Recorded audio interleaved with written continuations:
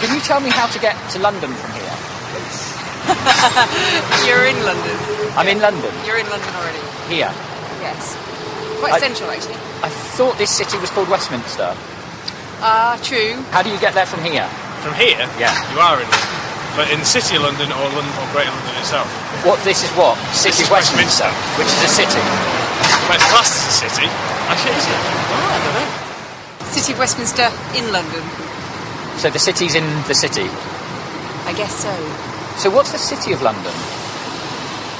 I don't know, because I'm actually from Yorkshire. What about the London that's called City of London? Well, that's based around near the Tower of London kind of way, the old Square Mile. But why is that called the City?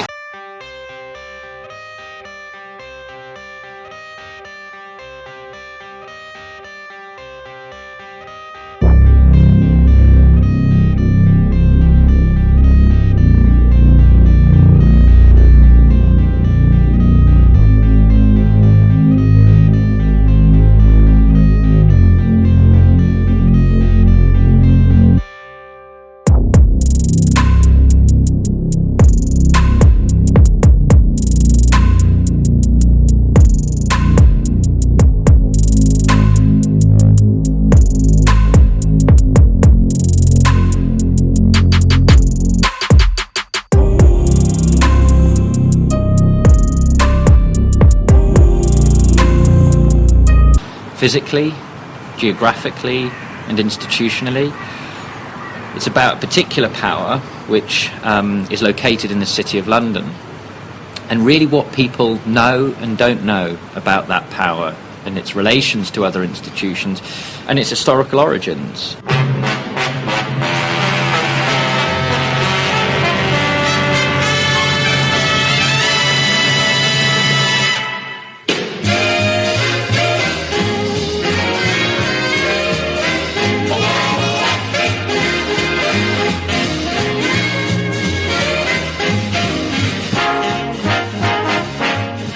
Lots of people I've spoken to, lots of people in academia, in journalism, in London itself, citizens of London, have heard of the City of London. We hear about it on BBC news reports, in the newspapers. We know of this thing, this square mile, and that it's somehow related to finance and banks and so on.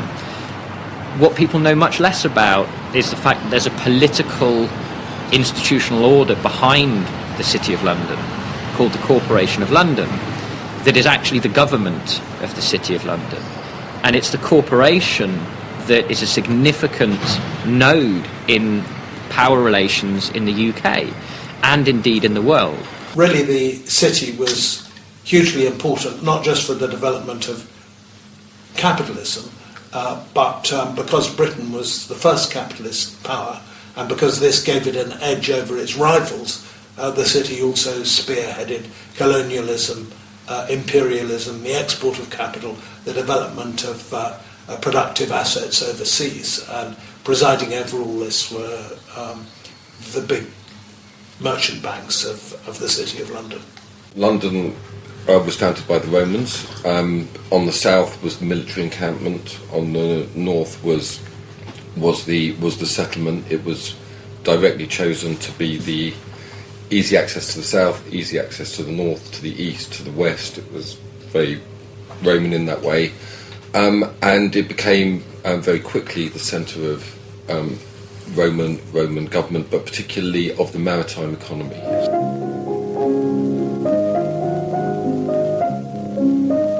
Seesaw Sacre Dame, this is the way to London town.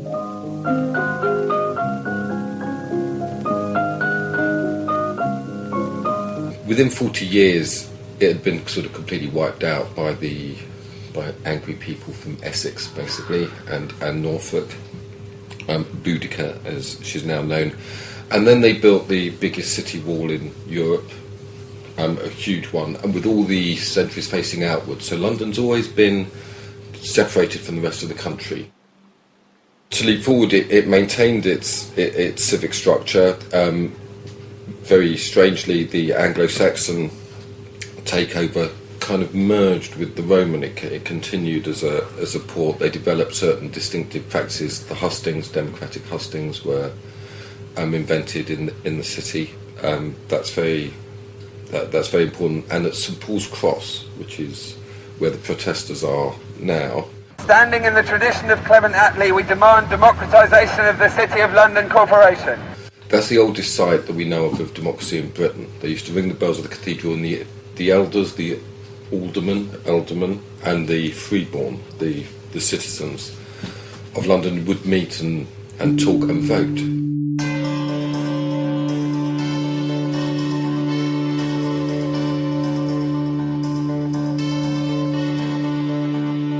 The guilds, the livery companies, the ward clubs, the rich networks of association that make up the constitution of the City of London Corporation, these have all basically been taken over by the financial interests, by bankers, insurers, traders, and have been co-opted to promote the interests of financial capital.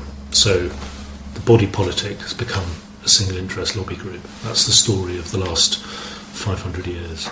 Reform of the corporation's political institutions will mean an end to business block votes in all elections, full democratisation of the city's political institutions, abolition of existing secrecy practices within the city, and total and transparent reform of its institutions in order to end corporate tax fraud.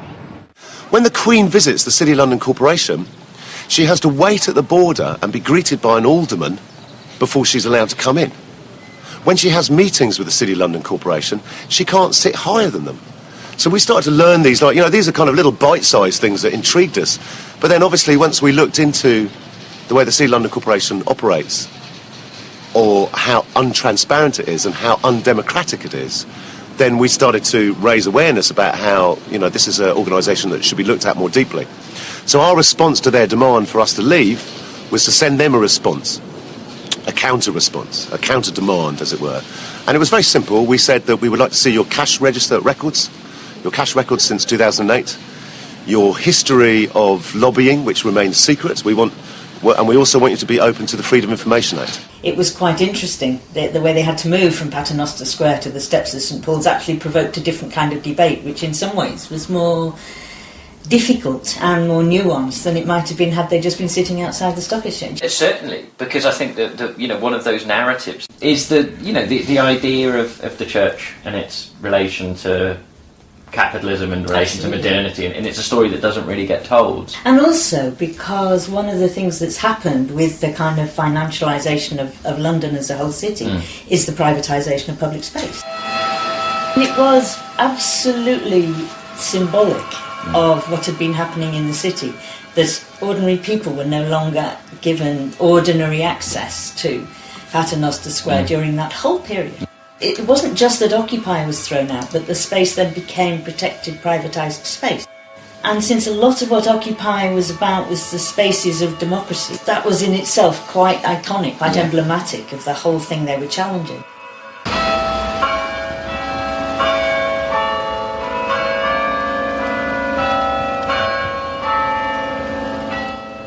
So London grew hugely in size, but it grew in size as a population, not as a civic institution. So you had the City of London, which was strictly a square mile, and you had the development of very serious settlements around, most important of which at that time were Westminster, Southwark, Whitechapel to the east, and Holborn off Finsbury to the north.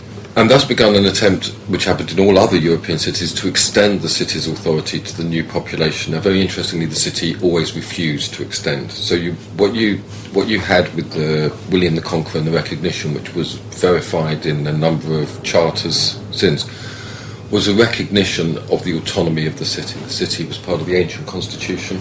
There was the monarchy, there was Parliament, there was the city, and there was the church.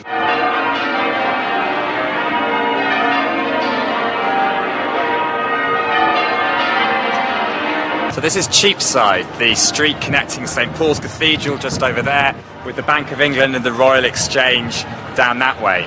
It was the historic heart of medieval London, the Oxford Street of its day, where merchants would bring goods from right around the surrounding countryside, and even more exotic products they would wheel up from the docks to the street stalls along here.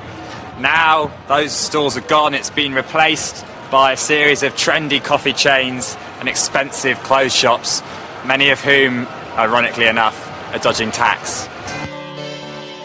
There won't be much of the traditional nativity narrative at the midnight mass sermon in St Thomas's, Hackney. The Reverend William Taylor used to be a City of London councillor. In his sermon, he'll launch a broadside against the city. It now sees itself as being a lobby group for a single interest, for finance capital, for lobbying for the banks and the city. And it's forgotten its history. And it runs much more today like a company. The City of London refute this, but today the vicar has decided to publish a set of private corporation cash accounts on his blog. There's nothing particularly explosive about their content. What's interesting about this, though, is that the St Paul's camp have another unlikely ally. I was elected in 2001, first of all, as a councillor for Portsoken Ward in the east end of the City of London. It has 2 large housing estates and a school, and it's one of the 4 residential wards of the city. And the reason that I stood was that I discovered that the school was under threat of redevelopment, and this was all happening secretly. No one really knew that this deal was progressing, but I heard through the governors who had been told, or one of them had been told, and I broke the story in the context of a ward election. Save our school. It was a good little Church of England school, and the families from the 2 estates, many of whom were Bengali, local East End families, sent their children to the school, and they didn't want to lose it. So I was swept to power, as they say, in Portsoken Ward, and took up my seat in Guildhall.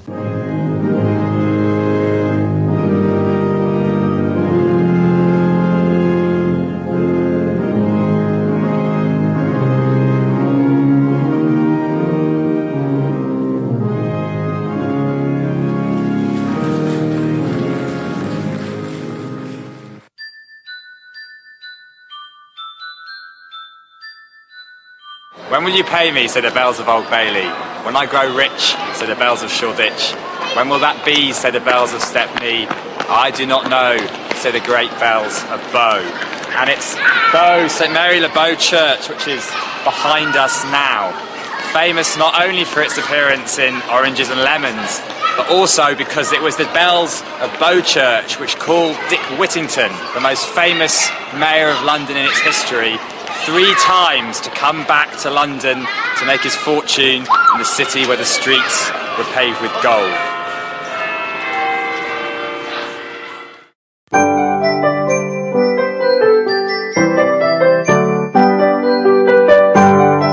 Thomas Gresham was born in 1519, the son of a Lord Mayor, and like Dick Whittington, he wanted to make his fortune in the city where the streets were paved with gold.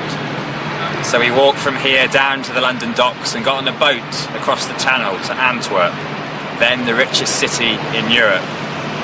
And when he was in Antwerp, he saw a new kind of economy, based on credit, based on the imperial plunder of the New World, where young men like himself were beginning to describe themselves as capitalists. And in 1565, he returned to England and created the Royal Exchange, which stood on the site just behind us now. The current building is a replacement which was built after the Great Fire of London. But it isn't an exchange anymore. It's now a shopping centre where wealthy individuals who work in the city can come to spend their money on extravagant luxury products from all around the world.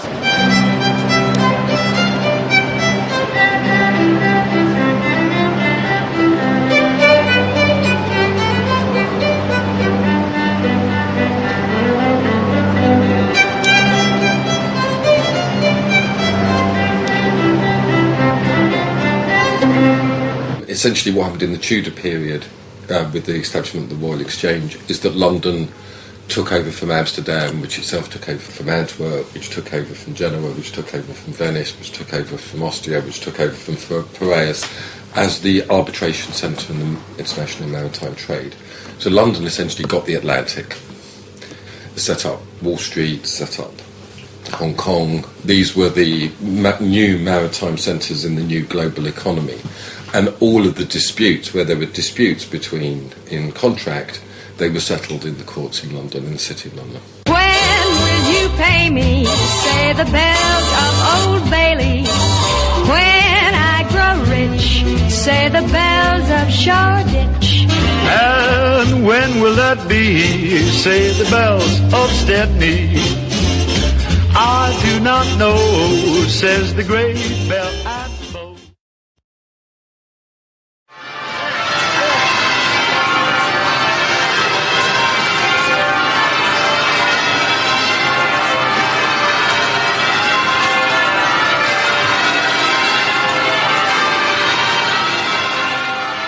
So, if you're a beadle, does that mean that you actually live in the city? I don't. I mean, that was the official title then. Yeah. Now, obviously, things have laxed, as they have, including the title. So we don't now carry a codgel, we carry a mace, which is a ceremonial mace. Right. If I remember my history, in the Civil War, the city was parliamentarian, not royalist. Is that right? Parliamentarian. Yeah? Do you know much about that episode? No. The City of London was, as I think it was Edward Hyde, Charles I's advisor, the later Earl of Clarendon, says it was the head and fountain of the rebellion, and all the royalists believed this, and they weren't wrong. Real big resistance, very strong support for Parliament. Attempt to arrest Cromwell in the city was the trigger for the Civil War. Very strong support for Parliament. They won that, and then when Parliament turned a bit restive, they brokered the William and Mary coming down. So by 1688, with the Glorious Revolution, the city is completely secure in its position within the polity. It has all its rights, assets, hereditament in this place in perpetuity forever. It's a very, very big win for the city. So your family must have a long association with the My city? dad's been in the city since the late 60s. And he was a beadle for 40 odd years for Lime Street. Right. And I've taken over from there.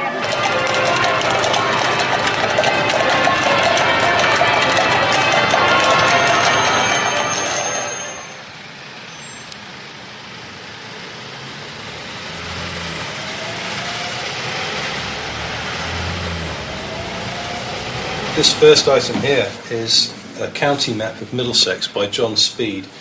Originally this map would have been actually published in 1610, and what we have here is a 1676 edition that was published after John Speed's death. Now Middlesex, as it used to be, before it was sort of lost when the London boroughs came together, was actually more or less what we would now call modern day London. And so looking at the map here, we have London clustered very closely around London Bridge, and the cities of London, Westminster and the borough of Southwark were all seen as being distinct places at that time.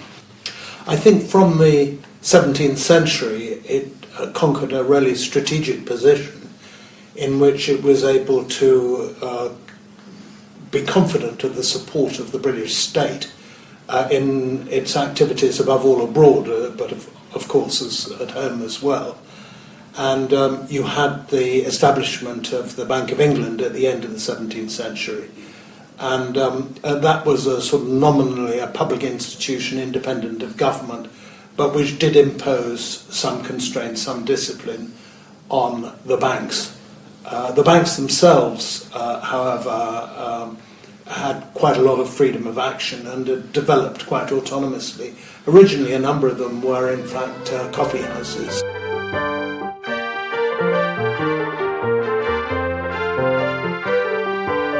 For this city is a mart, a bartering place, a rendezvous where thousands trade in the things they seldom see, where deals are made at a casual meeting, by the nod of a head or a penciled note, where the nearness of office to market means money in the rush of business life. Here are the exchanges, centres of commerce operated by personal contact, vast, yet as intimate as the old coffee houses from which they grew. London's obviously a physical place. It exists, it's bricks and mortar, it's roads and all the rest of it. But what happens in those roads, what happens in that bricks and mortar, is to do with imagination, it's to do with how you perceive the city existing.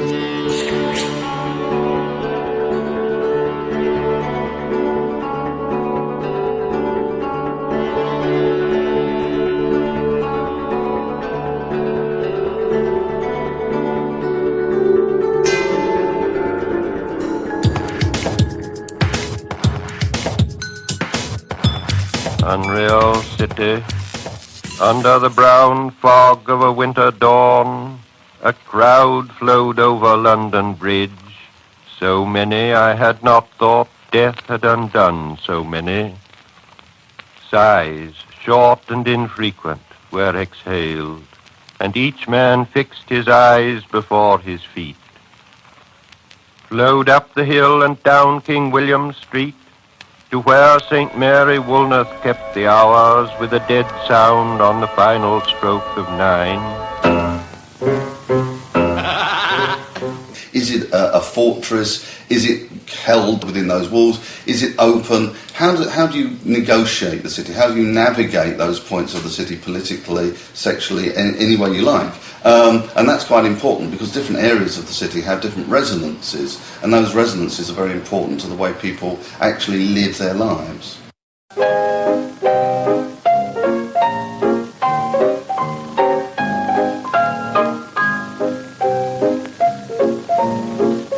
I have to say those resonances change over time, of course. So obviously in the 19th century, the Dickensian London, as it were, is quite different from, say, the very rowdy 18th century London or the even rowdier 17th century London. And of course, if you went to, say, Temple Bar, you'd see the heads and limbs and bits and pieces of rebels on pikes. There's the Peasants' Revolt, the Levellers in the 17th century, the whole English Revolution. In the 18th century, there were a lot of riots, particularly the Wilkes riots and the Gordon riots, which, of course, that when they became most serious was when they attacked the Bank of England, and that's when the authorities sort of stepped in to deal with them. Of course, that will remind you of the political power of the king. It will remind you of the consequences of rebellion.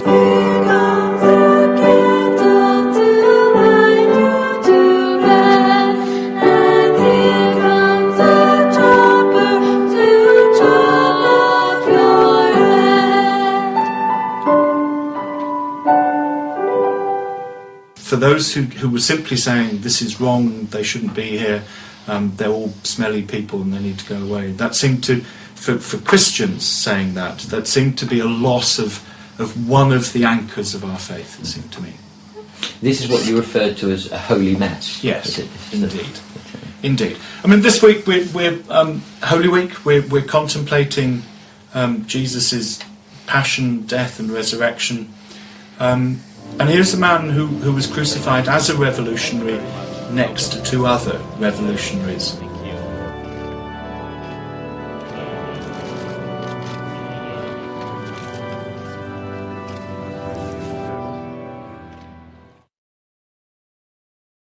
We think of London as the capital city of the United Kingdom, the metropolis of the British Empire, headquarters of a miniature League of Nations under one flag. We think of her as the city in which the British ideology evolved. A city of splendid buildings in which are treasured the artistic, intellectual and political records of a great democracy, and which house the administrations of every important activity. Yet London is not merely a show place, nor the monument of a dead civilization, but a vast and vigorous driving wheel in the world machine. The bankers and businessmen more generally, and capitalist interests, acquired confidence in the political structure because they could control it, or they had a veto power. They had control of taxation. They had control of the money coming into the government. And this made the British state different from the French state or other absolutist regimes. And it also gave confidence, very importantly, to those prepared to invest in public bonds. And so you got the development of a national debt which is something that gave steady, reliable income to investors.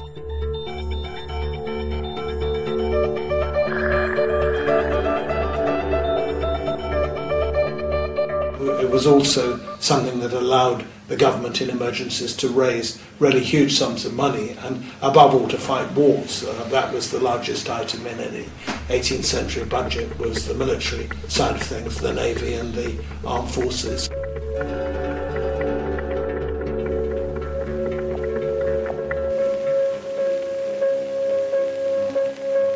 Of course, this also involved British businesses developing overseas interests, and a really crucial dimension of this was building up plantations that could supply very coveted items of consumption, like sugar, later coffee, cotton, could supply these to the new internal market that developed as capitalism also developed.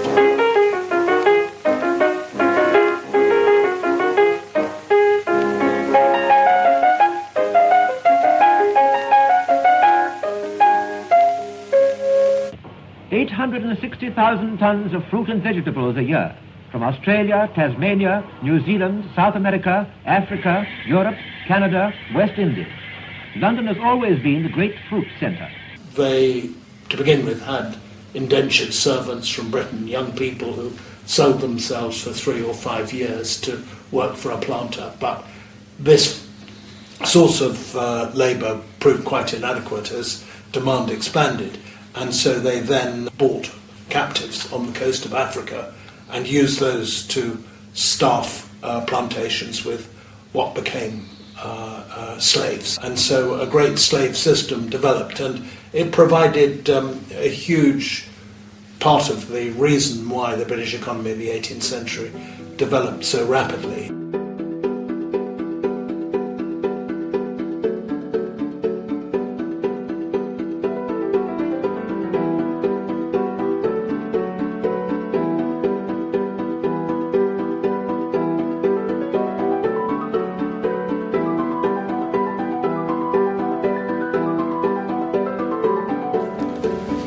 Here we have a nice little Georgian plan of London.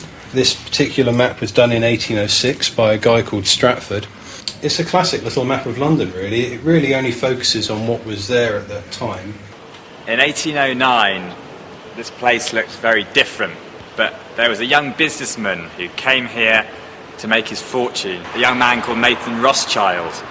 He became very rich during the course of the Napoleonic Wars, and afterwards became even richer by gambling on government bonds and making millions for himself.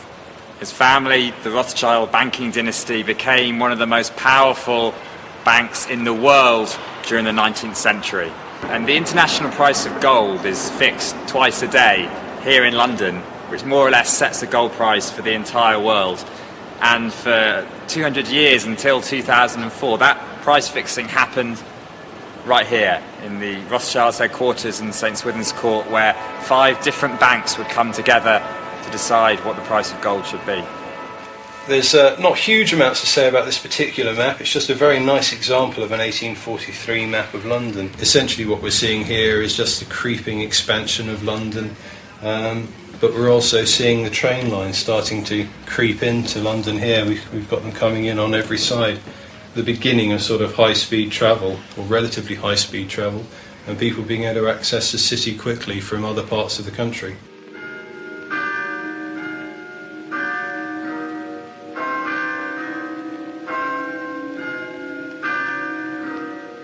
London historically has been quite a varied economy, although it's often had a very important financial sector.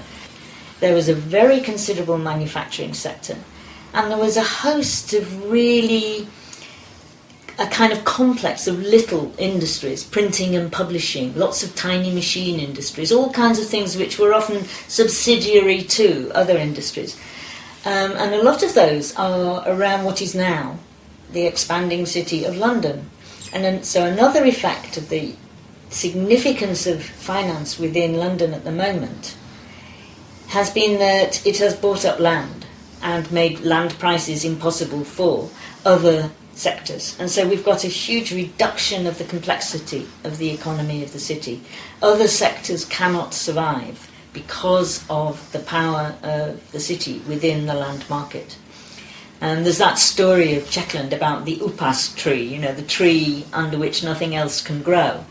And having a big financial sector is very like that. Nothing else can grow underneath its branches. So it's not a golden goose. It's a tree under which nothing else can grow that actively undermines the possibility of other sectors.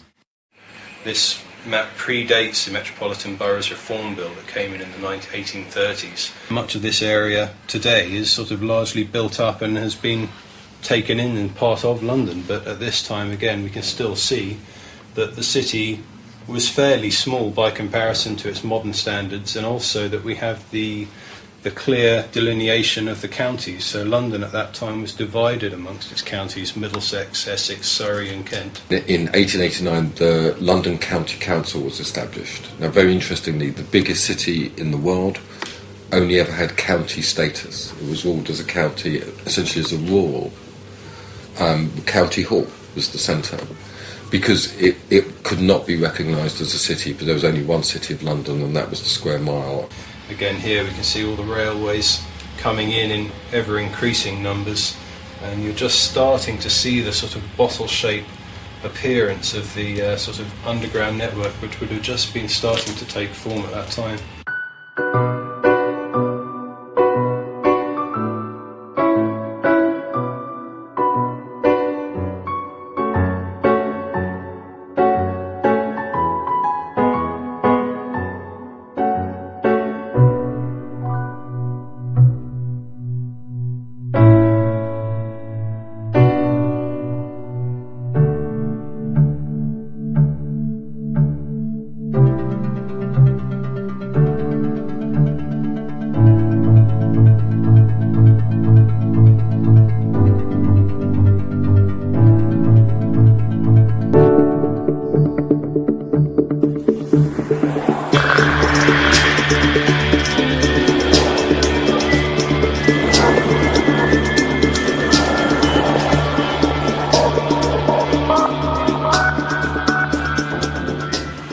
London's a migrant city, it always has been.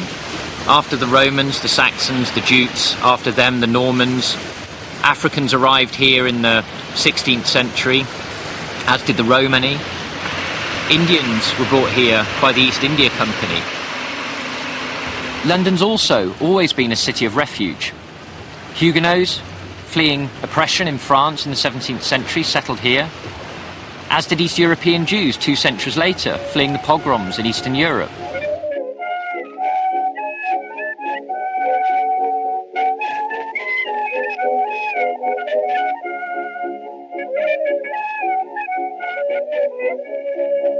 All of these migrants brought with them culture, trades, crafts and ideas that enriched London to become the city people know it as today. A vibrant, multicultural city, diverse in its populations. Yet the city itself has remained a monoculture built around the interests of finance capital and those who are in charge of that economic system. London has become cosmopolitan at all levels of society. I mean, we are also, we have migrants come to run the health service, we have migrants come in general to help the public sector work. They do the cleaning of the banks in the city. We know all of that. They also come to run many of the banks and the financial institutions in the city, capital C. They also come with their millions to escape from regimes where they may not be quite so comfortable, and vast numbers of extremely wealthy billionaires find it very convenient to be in London, and the tax regime allows it to be so. So migration is a subject that covers, and the cosmopolitanism of London covers all strata of society.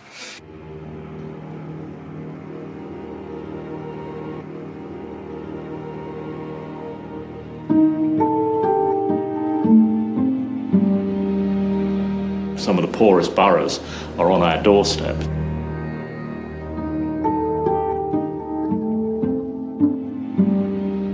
We live side by side with poverty and problems.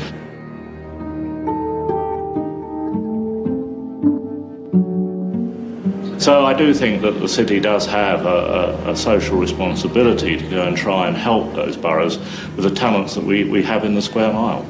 What I do have a problem with is the way in which the city treats Tower Hamlets as a bit of a rubbish bin.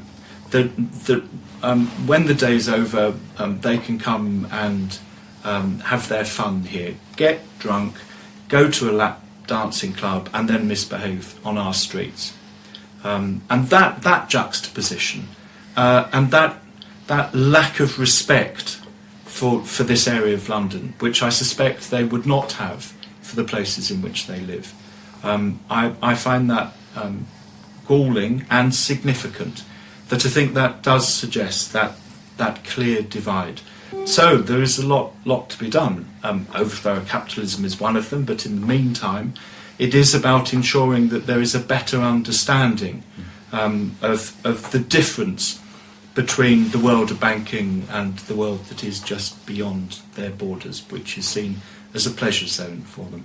It's like the border between Mexico and the United States, the border around the City of London in relation to the East End. Absolutely catastrophic.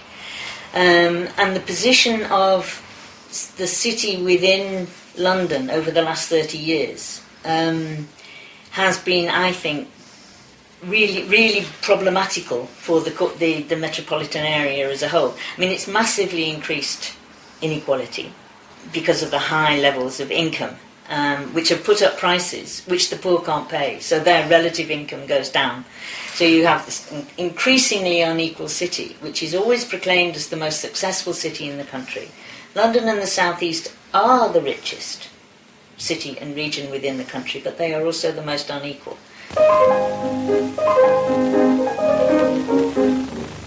If you saw my little backyard, what a pretty spot you'd cry. It's a picture on a sunny summer day, with the turnip tops and cabbages, what people doesn't buy. I makes it on a Sunday look all gay.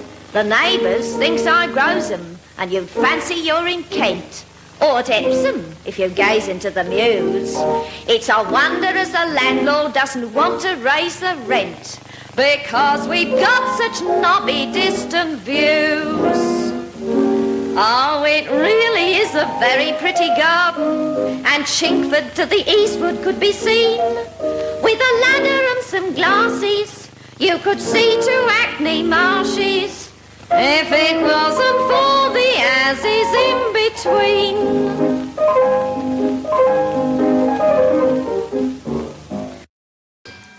I mean, I have a parishioner who lives just on the estate just around the corner who works in the city.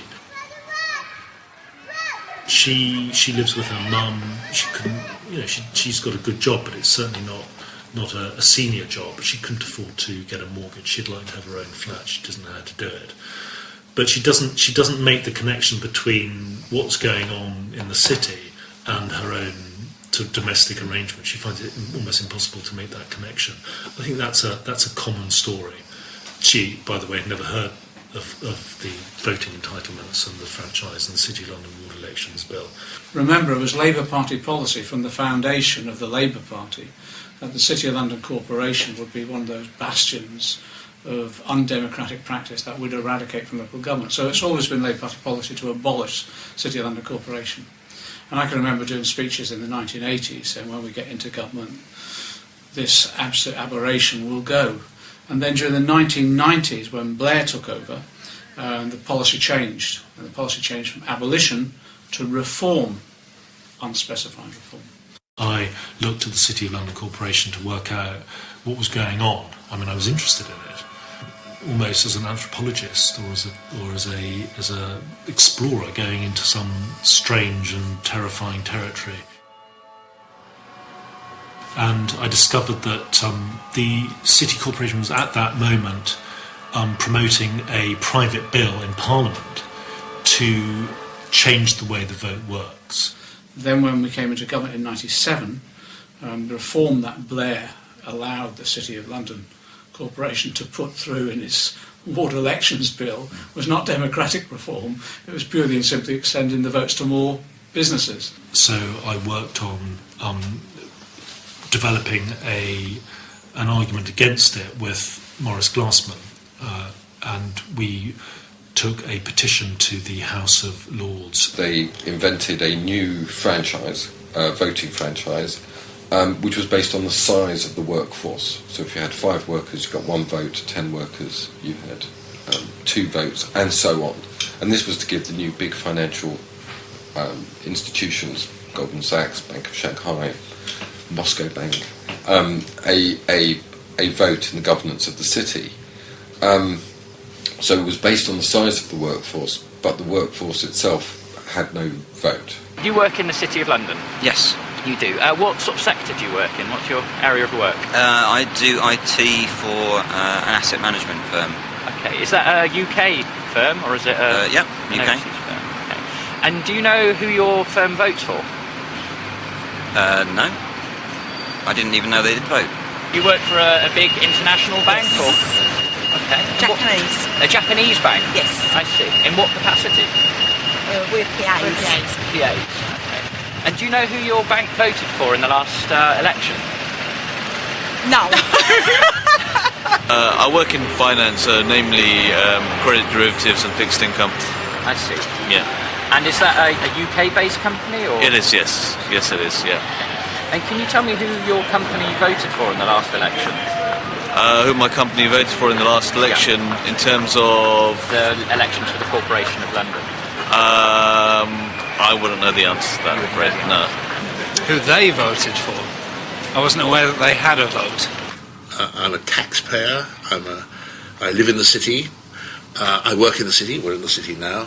The city being that funny little square mile. My local authority is the Corporation of London. And I'm an entrepreneur.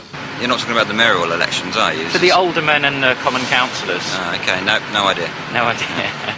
The city, or the square mile, has 25 wards in it, and each ward has an alderman, which were abolished everywhere else in the country 20 years ago, I think. Do you know when the last election was? I wouldn't know the answer to that either. These 25 wards have a number of common councilmen who have over recent years been the primary body for acting and taking policy decisions. The Court of Common Council is the city's own parliament, with powers unequalled in the kingdom. So you receive no information about... No, it's not the sort of thing that they would speak to us about, no. So you've not been asked about who your company should vote for? Nope. And so you presumably didn't receive any information about the election itself? Not that I'm aware of, no. Not that I'm aware of. Certainly not at my level. Now, if you look at city elections, both for Common Council and for Aldermen, the vast proportion of them are not contested. You know, it's agreed, we'll have Joe in, he's a good bloke, or we'll put Fred up next time and so forth. Kind of a old boys... Absolutely, Buggin's turn. But I don't know where else in the world now where there isn't at least some form of election and democratic accountability for city government. And here we have a group of people who are elected by business rather than a small number of electors. It is literally archaic. I was approached by some partners in what is one of the top 5 legal firms, Allen & Overy, and so I agreed to stand and was proposed and seconded to be a candidate in the election. I had a sufficiently recognised reputation as a not exactly, docile conformist. The system, the establishment, wanted to make sure that they had their own candidate. So the election took place with these 2 candidates. The unknown me, standing on a clearly specific reform platform, saying that things are wrong, things need to be changed and addressed. I never forget, because the Lord Mayor is the returning officer, and the Lord Mayor, all his regalia on, we were in this room, and it was Matts and other candidate, and I got 79 or 80% of the vote. I mean, shock horrors, they've elected the wrong man. And it really was then all knives out, because the Court of Aldermen, these 25, they had I think it was Edward II or something, a 1252 law, Act of Parliament, which allowed the Court of Aldermen to reject somebody elected by the people if he wasn't a fit and proper person. And I shall never forget dressing up in my morning coat and going into the Court of Aldermen, and it's very dramatic, all these 25 guys in their red robes and so forth sitting around the head, and questioning me in a sort of, literally, close the doors, lock the doors, everybody else gone, it's highly secret. And again, that, secrecy at the heart of the Corporation of London is I find very offensive. I believe in open government and transparency. Anyway, I was quizzed for a half an hour and so forth, and eventually the Lord Mayor said, "You're not a fit and proper person. Get out." The head of a state within a state. For here he is monarch over all except his king. One of a line unbroken for 700 years. The Lord Mayor of London. Presiding at this, his Common Council, a parliament older than Westminster. The building behind me is Mansion House, built in the 18th century as a residence for the Lord Mayor of London.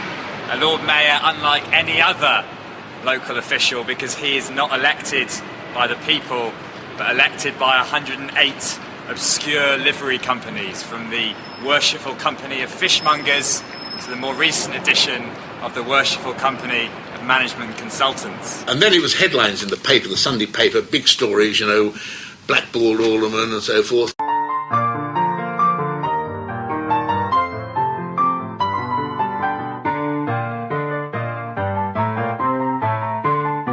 In order to stand as a candidate in the City of London Corporation, in order to be a councillor, you have to be a freeman of the city. It's part of the ancient constitution of the city. And so I got, and to be a freeman, when I stood, you had to get 2 liverymen, freemen, or councillors or aldermen to propose and second you. So I got 2 particular individuals that I knew vaguely to do that. At the ceremony, which I became a freeman, and which the clerk to the Chamberlain's Court shakes your hand and says, "I give you joy." That's the invitation or the offering that accompanies the freedom of the city. And to greet you, my Lord Cunningham, as a citizen and fishmonger of London. I asked him 1 or 2 questions about this relationship between the medieval constitution of the city, representing these ancient guilds and ward clubs and networks of association, and the fact that the City of London Corporation has become a lobbyist for international global capitalism. I said I didn't understand it. Could he explain the relationship of the one to the other? All this face-to-face interaction and these livery companies are ways in which people get together and in socially acceptable ways engage in insider dealing. According to the FSA, there's good evidence that about, maybe you want this on camera. I'm running. According to the FSA, about 1/3 of all major events, that is, takeovers or major announcements of company strategy, seem to be anticipated by the market. You can see that there are share dealings, people buying or selling shares, which reflect the profits that are just about to be announced. And he was upset by my line of questioning. He felt that it was disrespectful. And then I was invited him to explain my behaviour in the Chamberlain's Court. And then the seconder wrote to the bishop and asked him to investigate my rudeness on this occasion. And he wrote a letter to the Bishop of London, he wrote a letter to me. And he said that, and I quote, "the tremendous amount of good which institutions I appear to despise, those associated with the City of London, do for the university I worked at and for churches in the square mile." And he said that my behaviour put such support into jeopardy, which, sounded like a threat. I don't know.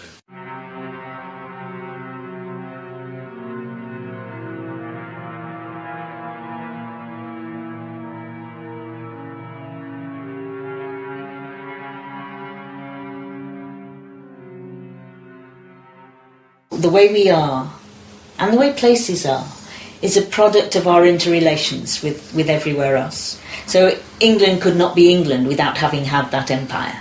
And the way in which it is England is a result of all of those relations. The fact that I have the characteristics I have is a result of the geographies within which I am set.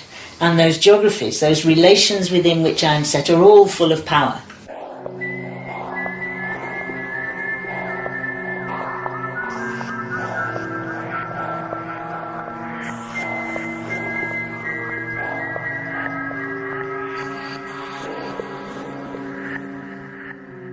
And there's different kinds of power. I mean, there's emotional power, there's authoritarianism, there's economic subjugation and domination.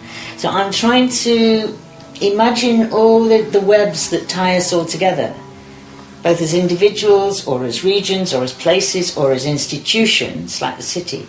Imagine the relations of power that they engage through with other things and other parts of the world and other peoples. So we're now standing on King William Street on the 29th of December 1940, the worst night of the Blitz. There were lines of fire hoses going down the street that were 3 foot deep.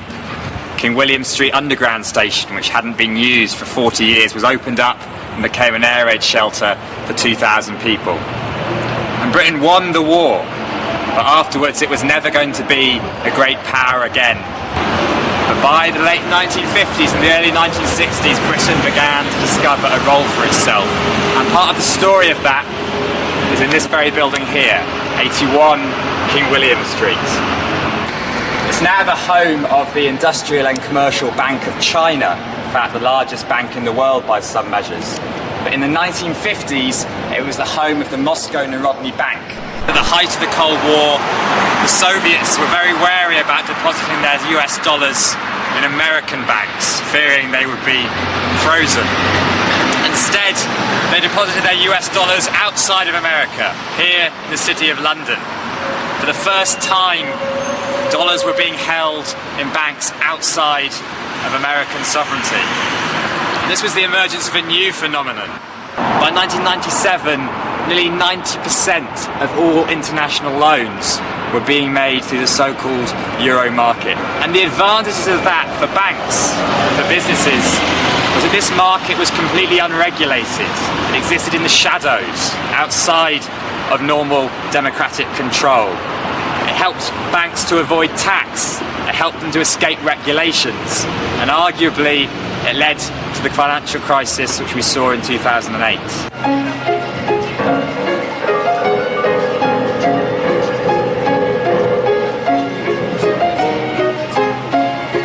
One of the great lessons of British economic history is the way in which our financial centre, the City of London, has been a global financial institution, as they would call it, serving the world.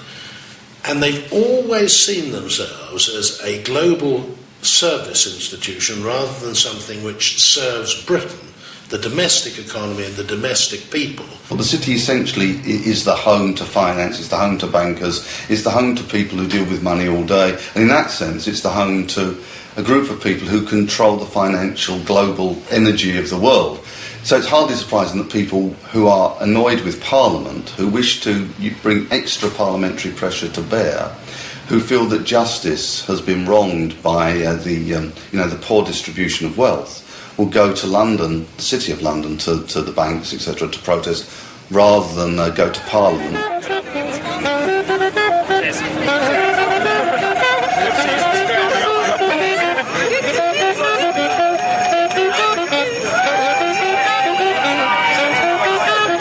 If we're going to have a demonstration in Britain, this is the place to do it.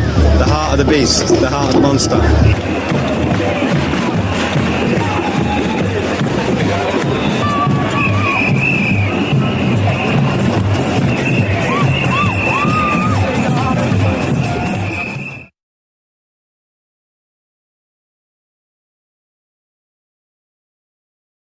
The city cash is one of the three accounts that the city has. The city has the city's fund, the public money. It has the city bridge account, the charitable money that that hands out about £60 million a year in a good year. And then it has the city's cash, which is its private money. You know, if you've had a pension fund that's been running for nigh on 10 centuries, you know, it's worth a bob or two at the end of it. We have no idea what the city's assets are, because as an ancient city that's never been in debt, it's never had to declare its assets. So we know that there's 3 accounts: city cash, the Bridge House estate, the city fund. All of them roughly get £250 million pounds in interest. But what the principle is, we have no right to know. So we don't know what the city's assets are. Are we talking tens of millions? Billions. Sometimes they say it's 3 billion, sometimes they say it's not. They have never made a declaration of their assets. It's an extraordinary thing for a public institution, but that's the point. It's a corporation. It's an effective commune, and it's not answerable to external authority, so it's never had to declare itself.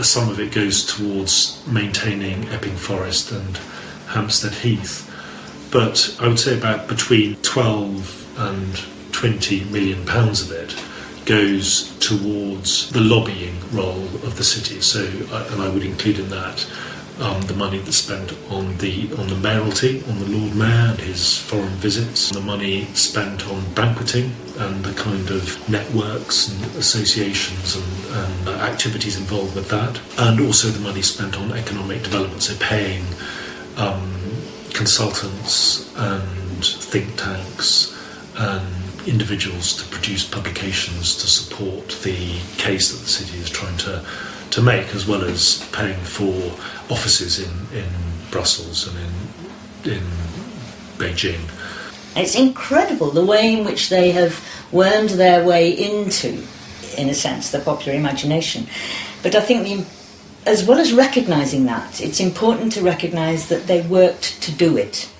I've done research on the city, and one of the things that most struck me was the amount of effort they put in to establishing their view of the world as common sense.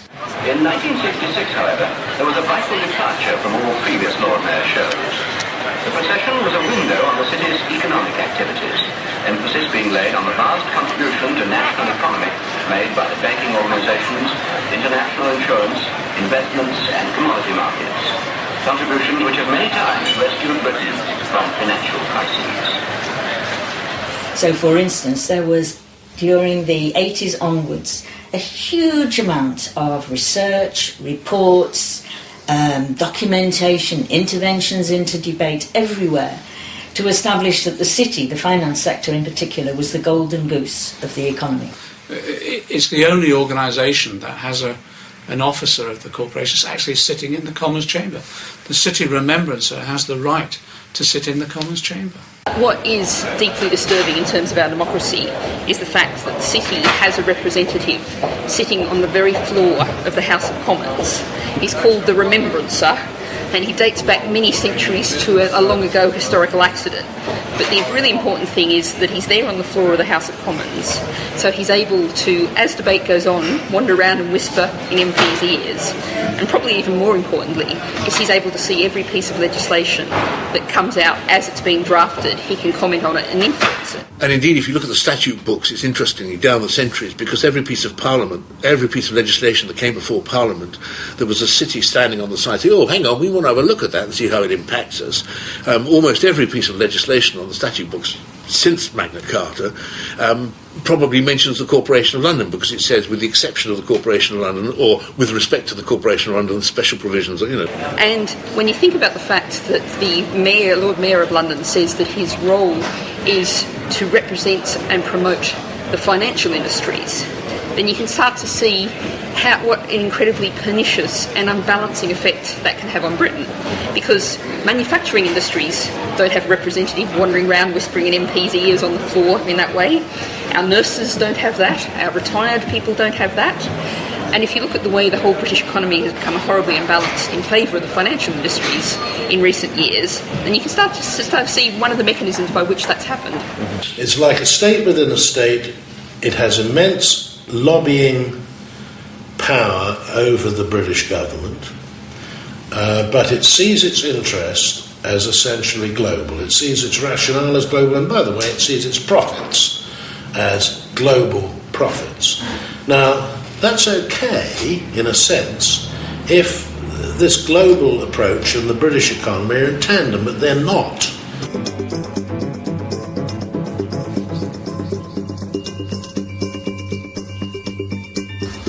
It's reinvented itself as a place which is, I think, the most important centre for international currency dealings in the world. If you go down the list of commodity trading, it's massive in the ways, in the proportions of commodity trading that happen in the City of London, in a host of ways. The City of London is really a hub for the most important tax havens. I mean, probably over half of all of the really large tax havens, maybe as much as 3/4, are actually British. I mean, you know, the Channel Islands, the British Virgin Islands, there are tons of these tax havens, offshore financial centres, they're sometimes called. There's a direct funnel between money coming into the city and money going down to the tax havens, so they're all linked together. The basic proposition being that financial services are more competitive if the lower taxes you levy upon them. And in order for London to remain, and its tax havens around the world, to remain competitive, they need to have a low tax environment. They play an important role in the growth of an unregulated dimension to the whole banking system that is actually larger in terms of the assets involved than the formal banking system itself. It's sometimes called the shadow banking system, and the shadow banks are really institutions which are sponsored by onshore banks in the City of London or in Manhattan, but they maintain relations with the Cayman Islands or Bahamas. It was one of the inventors of that. We think of globalisation as somehow being just global, but actually it's invented, everything is invented in particular places. And neoliberalism and globalisation were quite significantly invented in London. We're down by between 3 and 4.5% generally across these markets. We're down over 16%. Dow at the same time has fallen about 18%. The stock market is now down 21%. Because we're now down 43%. What started in America last year has now spread to every part of the world. We're down 9% today. The Zetro DAX over in Frankfurt is down by 9%. The Paris market down by 9%. Austria, which was briefly suspended earlier on in the day, is down by nearly 11%. If you think what's happened over the last 3 decades in this country, we're now facing an economic crisis as a result of finance capital, not just its mistakes, but its ability to exploit our economy, building up huge debts, making massive profits, and as a result of that brought about a crisis in our economy. Those policies that enabled the city to do that started in the 1980s when Thatcher was in power, because of the city's influence on Thatcher, and the Big Bang during the 1980s, which completely deregulated the city, as well as introducing new technology to enable it to speculate even faster and further. That built up through the period of New Labour as well, where most of our economic policy was based upon allowing the city to be deregulated and get its way, make vast profits, Mandelson comfortable with the filthy rich, and most of them were in the City of London Corporation. That exerted the power to enable them to speculate and profit here.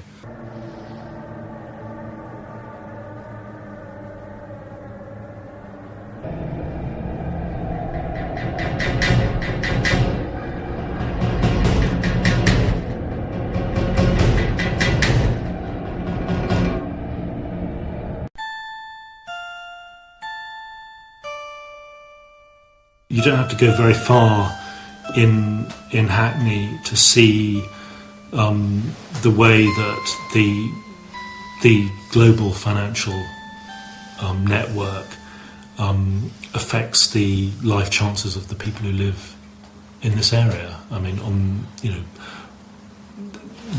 our economy is geared towards the service industry, and the kind of jobs available for young people coming out of school at the moment are very limited, and not very skilled. They're pretty low grade jobs because our economy is dominated by the financial services,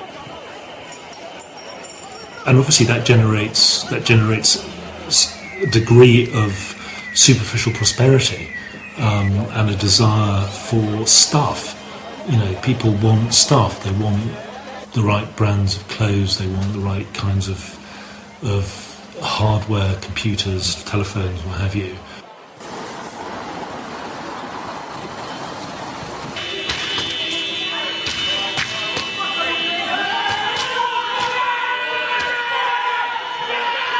So it is a kind of religion. The City of London Corporation promotes a kind of religion around commodification, and it makes it very hard for people because they get into debt in trying to achieve these illusory goods. It makes it very hard for them to find the time and the energy and the resources to spend time with their families, work on local community issues, care about their neighbours, develop those kind of community relations that I believe, as a vicar, promote health and happiness. I think capitalism has taken on a new form in the last 20-30 years. The whole international sense, global sense of capitalism is not either what was being proposed by Adam Smith nor that was being opposed by Karl Marx.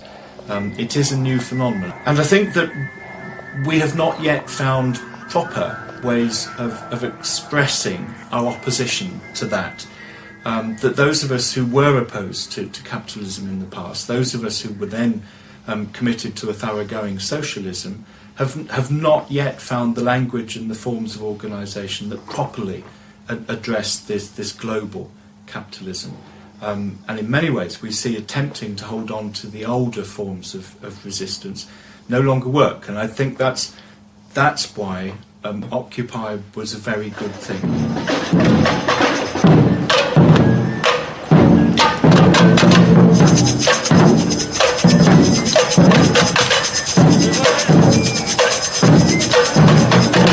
Because it began to suggest that there are other routes to go on in order to begin that organisation. And it may look really messy now. It may not get us very far. But if it's laying the foundations of a really new approach to opposing the form of capitalism that we now find, then great, that's a good start. London is without doubt a global city or a world city. I think a lot hangs on what you mean by that. Mostly, it means that London is a crucial node in the global economy. It's one of those places with power and at the intersection of major power relations within globalised economy.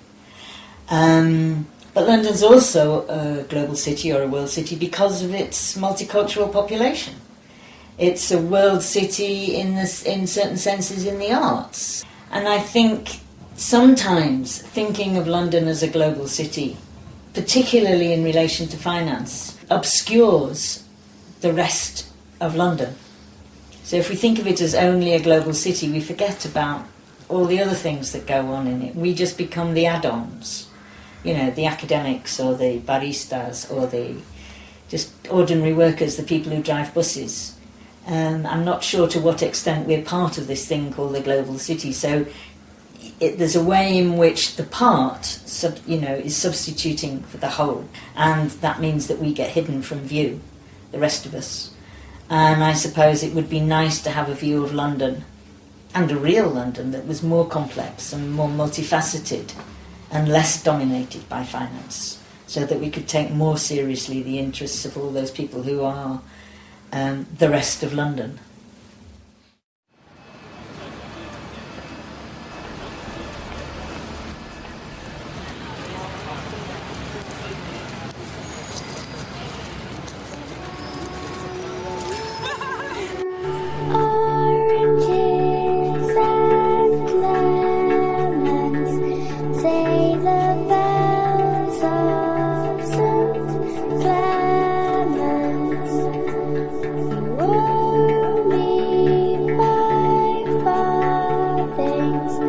Say the